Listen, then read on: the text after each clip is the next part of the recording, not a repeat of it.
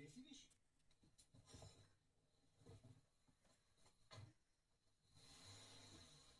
Иване!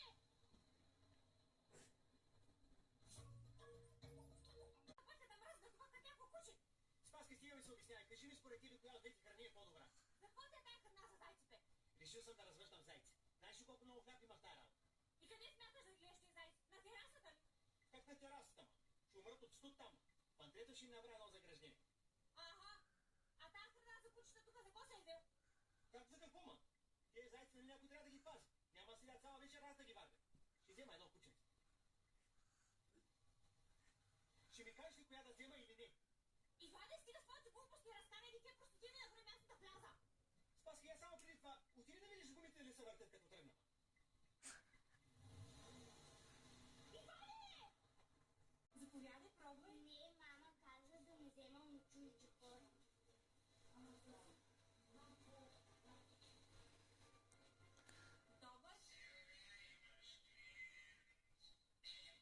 Добър ден! Какво е той? Това са нашите продукти с марка Чипровци. Заповядайте да дегустирате. Колко пари? Безплатно е. О!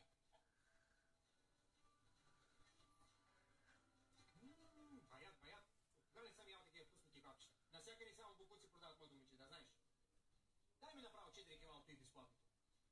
Добре, но такова количество ще трябва да си го заплатите. Отказвам се. И без той не ми хареса въобще.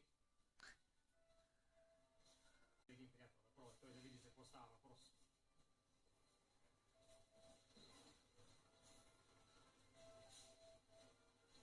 Ще взема и за жената. Да види, че е за много хубаво.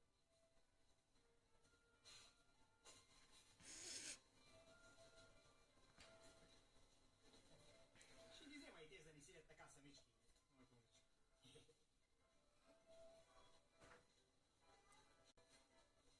Моето момиче да питам, скоро ще решите ли пак да изчакам? Или? Ще ми настигнал. Аз са зайци. Ти си ненормален, бе! Разкарай го това куче и добре място се кача. Няма как, Паски, няма място за тебе. Айде, пътеки де. Виж, Исрал, моля ми кажеш този черпак за спагети за куче. Знаеш какъв черпак за спагети ще дама? Той не е черпак за спагети. Виж, че салка за гръб. Ето виж. Къде са ми курите за валенца? Паски, за какво са? Не ти трябва кори за валенца. Не, че ми дигаш тук сметките за тока, няма смисъл. Как така да няма смисъл? Спокойно, ма, сега ще обясня. Момичето от магазина в